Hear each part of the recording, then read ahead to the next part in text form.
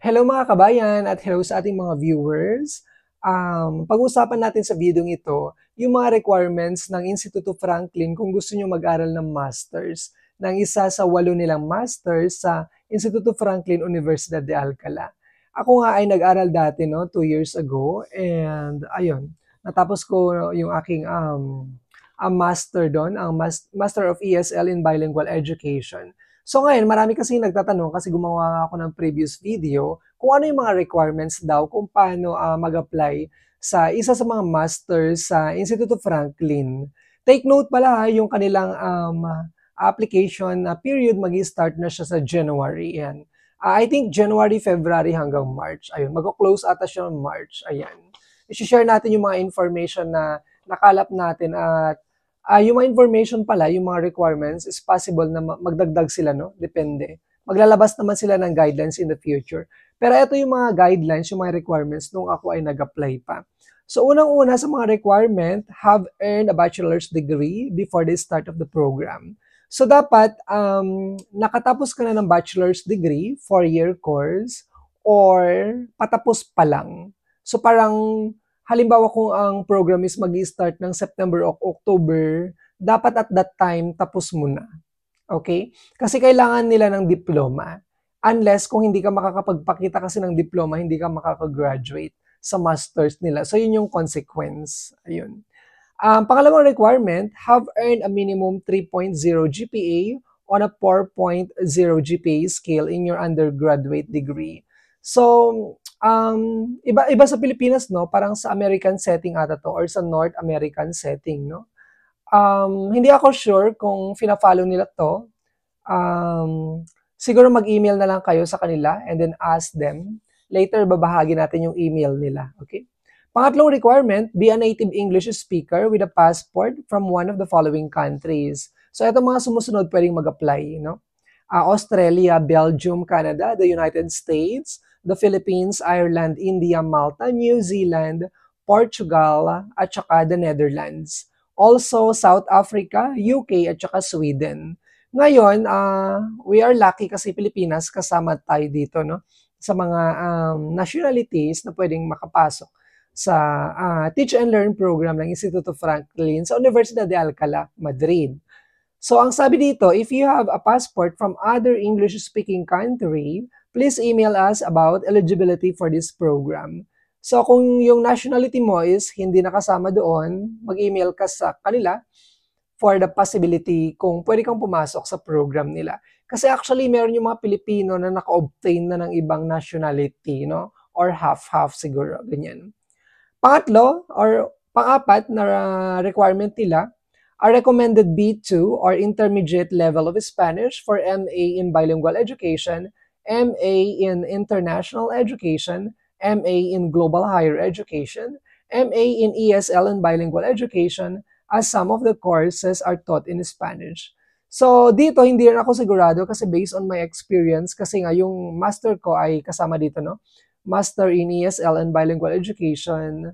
Yung experience ko kasi, wala kaming Spanish subject. So, I think sa amin is hindi requirement yung Spanish dito. Recommended lang naman siya eh. B2 intermediate.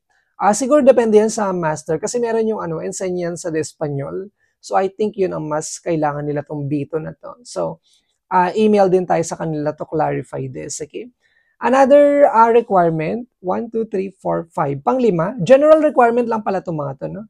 A recommended A1 to A2 basic level of Spanish to be able to deal with most day-to-day life in Spain. So yun nga, kung halimbawa na pupunta na kayo dito, tapos magtuturo kayo, well, actually recommended again, no? Meron din ako mga kilala na talagang wala naman silang alam sa Spanish.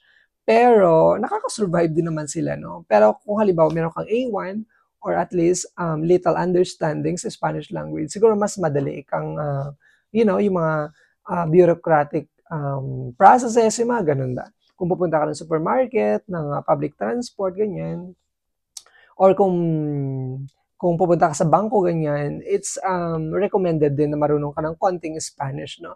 Para hindi ka talaga totally lost sa mga Espanyol na makakausap mo. Kasi hindi naman lahat sila marunong mag-Spanish dito, okay? Another one, a C1 Advanced for the Masters in Aprendizaje y Enseñanza del Español como lengua extranjera. Ito yung sinasabi ko, no? C1 pala or advanced yung kanilang requirement dito. Again, pwede tayong mag-email sa kanila. By the way, ito lang yung mga general requirements. Ano pa yung mga ibang mga requirements na kailangan, no? Ng Instituto Franklin. So, ito is applicable na siya sa lahat. Okay?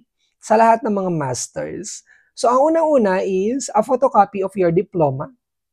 Okay? Yun ang unang-una. Pero, kung hindi ka pa nakaka-graduate, pwede ka namang mag-apply and then to be followed na lang yung diploma. Pero dapat yung diploma, let's say for example, graduation is June 30. Meron silang nisiset na date, deadline para mag-submit ng diploma.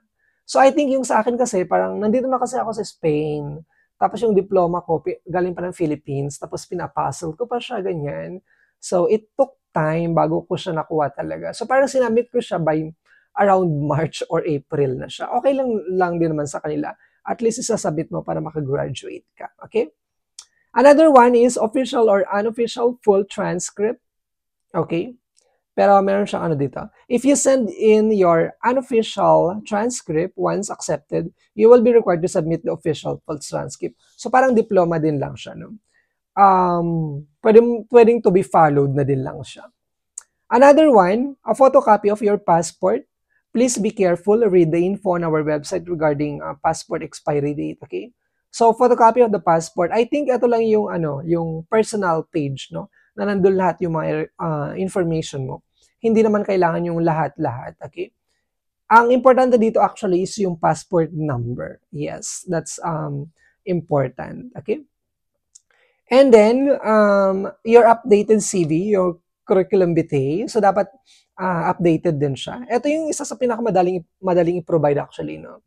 Etong curriculum vitae, itong photocopy ng passport. Kasi yung iba, kung wala pa silang diploma at saka TOR, so medyo late pa yon to be followed. Another one is, ito yung interesting, no? Another requirement, a short video as a statement of purpose. Okay, yes, kailangan ng video. Ang alam ko dito, application siya. By January, February, mag-open yung application dun sa kanilang website. Doon, pwede kayo mag-apply. And then after that, parang mag-email sila sa inyo na ito yung mailalagay mo dun sa short video. Parang meron siyang questions and then sasagutin mo lang yon. Etong mga video na to is na-forward siya sa iba't ibang schools at ang pagkakalam ko, ginagamit nila itong video na to para i-select yung kanilang mga auxiliaries. Kasi remember, kung option A or option B ka, aside from mag-aaral ka ng masters, magtuturo ka rin ng English sa mga konsertado, yun yung half public, half private, public at saka private school. So, itong mga schools na to, magiging basehan nila yung video nyo. Kung kukunin ba nila kayo dun sa school nila or hindi. Ganon, or better luck. Okay, tapos itong video na to ay sinasubmit siya through www.wetransfer.com. So, dun siya sinasubmit, no? Video prompt and guidelines are published on our website in admission. So yun, isasubmit nila or ipapublish nila yung mga guidelines kung ano dapat yung mga information na dapat mong ilagay doon sa video mo. Kung hindi ako magkakamali, like mga basic information lang. Name, I think work background, educational background, kung meron ka bang related work in teaching, yung mga ganun. Ano ba yun? Kung marunong ka mag-Spanish, para magano nata. Tapos para lang siyang pang Miss Universe, charot. Yes, yung mga madali lang siya actually. 3 minutes lang naman siya, okay? And then, yung pinaka-last na requirement is, the application form will be required the contact details of 2 references, so we can contact them, yes. Ang pagkakalam ko, parang gagawa kayo ng letter, or kukuha kayo ng 2 letter, yan, from your references. So anyway, mag-email naman sila. So magkakaroon naman kayo ng guidelines, no? Pero at least alam niyo na kung ano yung mga requirement, okay? Pwede kayong kumonekta sa kanila, sa kanilang social media account para magkaroon pa kayo ng further updates and information. Yung kanilang Facebook is Institute of Franklin-UAH Study Abroad Programs. Yung kanilang Instagram, IF Study Abroad. You can visit their website. Pumunta kayo sa kanilang website, instituteoffranklin.net. Pwede kayong tumawag kung mayroon kayong Spanish number, 91885-5252. At pwede rin kayong mag-email sa kanila. Ito yung pinaka-important na email, info@instituteoffranklin.net. Okay? At saka ang Institute Franklin pala, matatagpuan sila sa Calle de la Trinidad 1, 28801 Alcalá de Henares, Madrid. Ayun. So yun yung mga information, yung siguro mga social media information, contact details, and email. Tsaka yung address nila, ilalagay ko na lang siguro sa ilalagay ko sa description box. Ayun, para makita nyo. So ayan, ayun lang yung purpose ng video nito for the requirements to study, general requirements at saka individual requirements to study a master at Institute of Franklin, Universidad de Alcalá. So yun, okay yung program, I recommend it kasi nga graduate ako sa kanila and until now parang nabe-benefit pa rin ako ng paggawa ko ng Master's sa Institute of Franklin, and I also recommended it to some of my friends. So ayun lang, kung meron kayong comment guys, you can comment down sa ating comment section, and don't forget to hit the subscribe button for more details. Gagawa pa tayo ng ibang mga related videos. Ayan, kung meron kayong katanungan again, don't forget to comment down, and please share this video for information sa mga aspirants na mga Filipinos, not only in the Philippines, pero siguro meron din mga Filipinos na interesado na nasa outside of the Philippines. So again, this is Nathaniel. So kita-kits ulit sa aking next video. Maraming salamat!